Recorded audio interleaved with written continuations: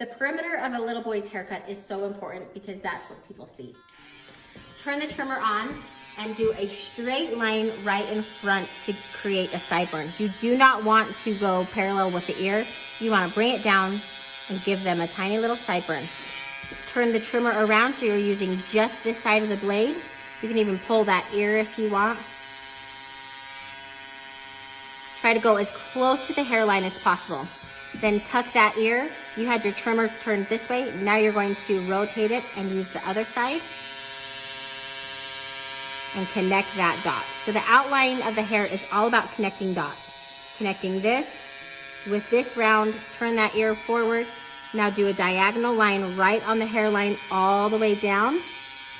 In order to flatten out this part of their head to help get a straight line, push the whole head forward, and that will flatten that out to create a straighter line.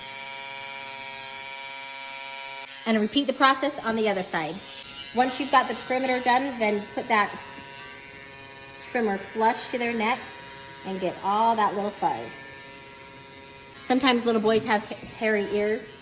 You can always just shave the front of their ears. Take that trimmer, go all the way up their ears, and all the way up their ears.